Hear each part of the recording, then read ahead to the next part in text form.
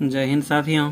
हम लोग वर्ग और वर्गमूल में प्रश्न नंबर 8 तक पिछले वीडियो में हल किया था प्रश्नों को। अब जो है आज हम लोग प्रश्न संख्या 9 से आगे की तरफ बढ़ेंगे। इस प्रश्न में कह रहा है कि निम्नलिखित प्रतिरूप का परीक्षण करके छूटी हुई संख्याओं को ज्ञात करें। तो यहाँ हमको देखना है कि कौन सी संख्या छूटी और की क्या भराएगा। तो पहले हम लोग परीक्षण का अध्ययन कर लेंगे आखिर ये पैटर्न किस तरह से बना हुआ है। तो यहाँ देखते हैं 1 का स्क्वायर है प्लस 2 का स्क्वायर प्लस 2 का स्क्वायर इक्वल टू 3 का स्क्वायर। ये कैसे हो रहा है? तो 2 का स्क्वायर प्लस 3 का स्क्वायर प्लस 6 का स्क्वायर बराबर 7 का स्क्वायर। तो यहाँ हम लोग देख रहे हैं कि ये दोनों जो है आपस में गुना हो रहा है। क्या हो रहा है? गुना। 1 गुना 2 2 हो गया और यहाँ से एक जो है प्लस होके एक आगे बढ़ रहा है, यानी 2 का 3 हो गया 3 का स्क्वायर। उसी तरह से यह दोनों क्या होगा आपस में गुना, 2 तिया 6, इससे एक प्लस आके होके यहाँ बराबर करके लिखा जा रहा है 6 1 7। उसी तरह ये 3 चौकी 12 हो गया, 12 से एक आगे 13 का स्क्वायर लिख दिया। उसी तरह से हम लोगों को यहाँ देख रहे हैं 2 3 4, तो इसका अगला क्या हो जाएगा? यहाँ पर हम लोगों का 5 हो जाएगा। तो यहाँ पर 5 का स्क्वायर लिख देते हैं। अब ये दोनों गुना होगा, 4 5 20, तो यहाँ पर हम लोग 20 का स्क्वायर लिख देंगे। अब 20 का अगला क्या होता है? 21, यहाँ पर 21 लिखा ही हुआ है। अब यहाँ फिर से हम लोग इस दोनों को मल्टीप्लाई करेंगे, 5 6 की 30, तो यहाँ पर 30 लिख देंगे 30 का स्क्वायर। और 30 से एक जस्ट आगे लिखा है यहाँ पर 31 का स्क्वायर। उसी तरह से यहाँ 6 7 42 हो जाएगा, दोनों को मल्टीप्लाई करके लिखेंगे 6 7 42 का स्क्वायर। और इसके अगला क्या हो जाएगा? 43। 42 के आगे एक क्या होता है? 43। ये 43 का स्क्वायर हो गया। 10 नंबर के प्रश्न में कह रहा है कि विषम संख्याओं के क्रमिक घटाव की क्रिया द्वारा निम्नलिखित संख्याओं की जांच करें कि कौन सी पूर्ण वर्ग संख्या है। तो ये विषम संख्या हम लोग जानते हैं क्या होता है, जिस संख्या में 2 से भाग नहीं लगता है। क्रमिक का मतलब हो गया यहाँ पे क्रम से घटाना है। जैसे पहला विषम संख्या क्या हो गया? 1, उसके बाद दूसरा क्या हो गया? 3 5 7 9, इसी तरह से हम लोग घटा के देखते जाएंगे। तो सबसे पहले 81 में 1 हम लोग घटाते हैं तो क्या बचा यहाँ हम लोगों का? 80 बचा। अब 80 में फिर से घटाएंगे, 1 के बाद क्या होता है? 3, तो 3 80 में 3 घटाएंगे तो कितना बचा? 77 बचा। फिर 77 में हम लोग घटाएंगे, 3 का अगला क्या होता है? 5, 77 में 5 घटा कितना लिख देंगे? 72। फिर 72 में हम लोग कितना घटाएंगे? 5 का अगला क्या होता है? क्रमिक विषम संख्या 7, तो 72 में 7 चल जाएगा, 65 बचेगा।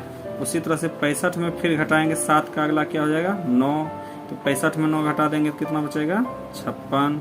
फिर 56 में जो है 11 घट जाएगा, क्योंकि 9 का विषम अगला संख्या 11 होता है, तो यहाँ बचेगा 45।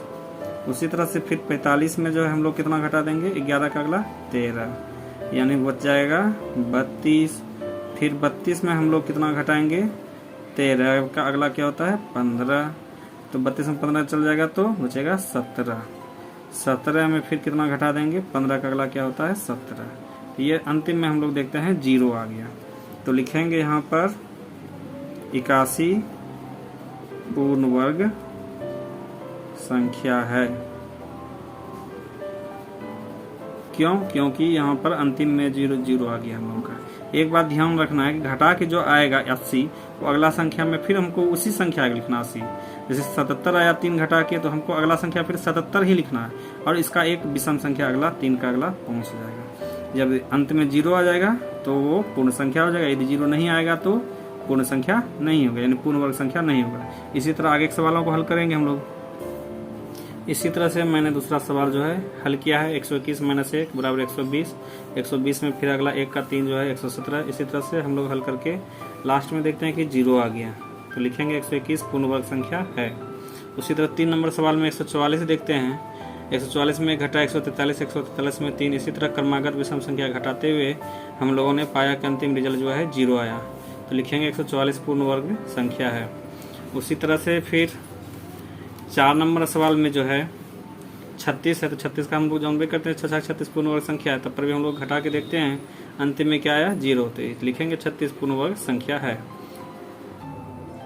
अगला प्रश्न में हम लोग कर रहा है निम्नलिखित संख्याओं में से किन संख्याओं का वर्ग विषम संख्या होगा, यानी वर्ग जो है यानी इसका स्क्वायर विषम संख्या होगा। तो हम लोग जानते हैं कि यदि अंतिम संख्या विषम होगा तो उसका वर्ग भी क्या होगा?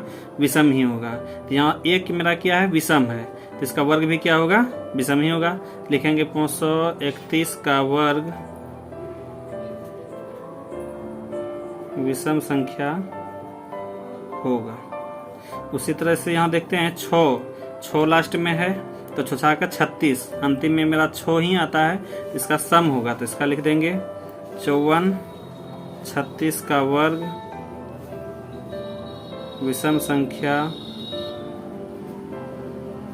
नहीं होगा, यानी सम होगा।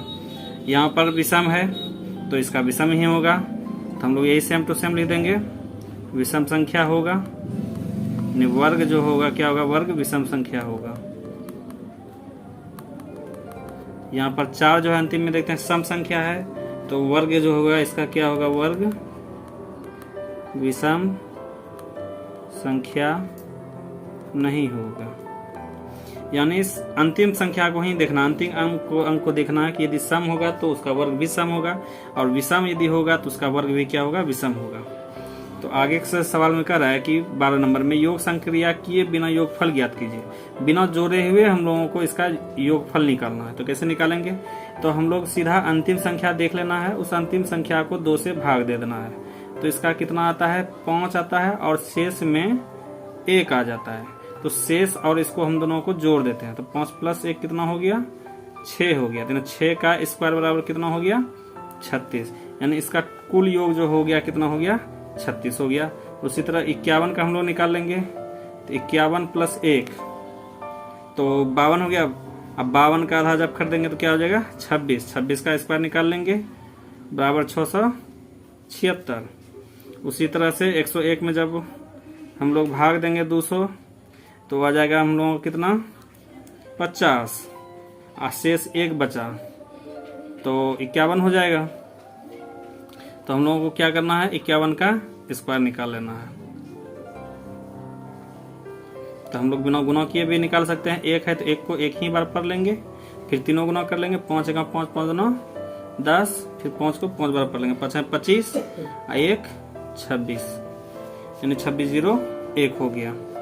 उसी तरह यहाँ पर जो है थोड़ा सा टेक्निक है, यहाँ शुरू से हमको 1 नहीं दिया गया है, तो हम लोग शुरू से मान लेते हैं 1 + 3 + 5, ये जो है हम लोगों को नहीं मानना है, लेकिन हम लोग निकालते हैं ऐसे ही।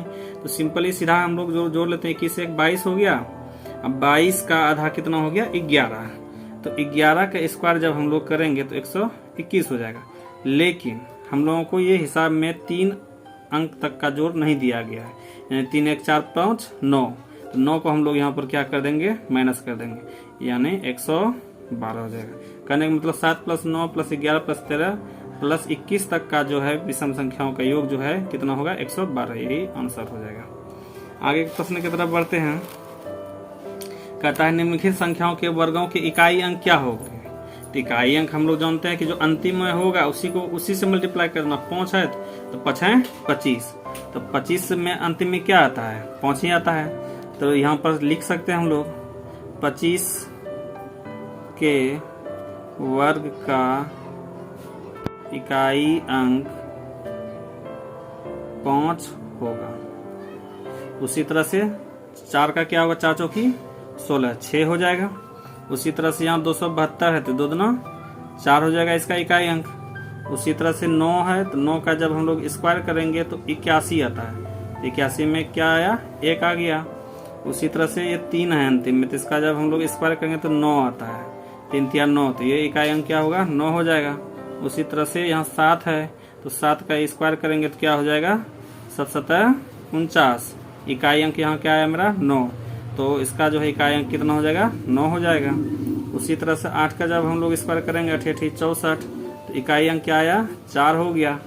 हम घेरते जा रहे हैं, यानी जिसका हम लोग इकाई अंक निकाल रहे हैं वो घेरते जा रहे हैं। उसी तरह से 0 का जब हम लोग स्क्वायर करेंगे तो इकाई अंक क्या होगा इसका, 0 का स्क्वायर करेंगे तो 0 ही होगा। उसी प्रकार से 6 का जब स्क्वायर करेंगे 6 6 का 36, तो इकाई अंक क्या हो जाएगा हम लोगों का, 6 हो जाएगा। इस तरह से हम लोग इकाई अंक ज्ञात कर सकते हैं, यानी अंतिम संख्या के अंतिम अंक का स्क्वायर करके जो होगा गुना करके वही इकाई हो जाएगा। 4 का है 4 चौक 16 6। इसी तरह सवाल को हल करेंगे। हम लोग अंतिम प्रश्न पे आगे हैं। 14 नंबर में कह रहा निम्नलिखित संख्या स्पष्ट रूप से पूर्ण वर्ग संख्या नहीं है, इसका कारण दीजिए। यानी ये सब संख्या पूर्ण वर्ग नहीं है, इसका कारण देना है क्यों नहीं है। तो हम लोग नियम जानते हैं कि जिस संख्या के इकाई अंक में 2 होगा, 3 होगा, 7 होगा, 8 होगा, वह कभी भी पूर्ण वर्ग संख्या नहीं होगा। तो यहाँ पर देखते हैं अंतिम में क्या है, 2 है, इसलिए पूर्ण वर्ग संख्या नहीं होगा। उसी तरह यहाँ अंतिम में क्या है, 7 है, तो ये नियम से कह रहा है कि इसलिए ये भी क्या होगा, पूर्ण वर्ग संख्या नहीं होगा। यहाँ भी 8 है, यहाँ भी 3 है, और यहाँ पर भी जो है कि 0 वाला है। तो 0 वाला के लिए नियम है कि जो 2 के समूह में नहीं होगा, यानी 0 जो है 2 के समूह में नहीं होगा, तो वो विषम संख्या नहीं होगा, यानी विषम 0 होगा। ये कहने का मतलब है कि ये 3 जो है 2 का जोड़ा है, 2 का जोड़ा नहीं लग रहा है, इसलिए क्या होगा, पूर्ण वर्ग नहीं है। यदि 2 का 0 लग जाता, जोड़ा लग जाता, जैसे यहाँ 4 0 हो जाता, तो ये पूर्ण वर्ग हो जाता। यहाँ पर भी हम लोग देखते हैं कि 000 है, यानी 2 के समूह में नहीं है, तो इसका एक और रहता तब हो जाता। यहाँ भी 2 के समूह में नहीं है, तो ये नियम यही कर रहा है कि 0 जो 2 के समूह में नहीं होगा, अर्थात विषम 0 होगा, तो वह पूर्ण वर्ग संख्या नहीं होगा। इस तरह से हम लोग कारण दे सकते हैं इस सवाल के लिए। तो इतना सा ही, मिलते हैं हम लोग अगले वीडियो में।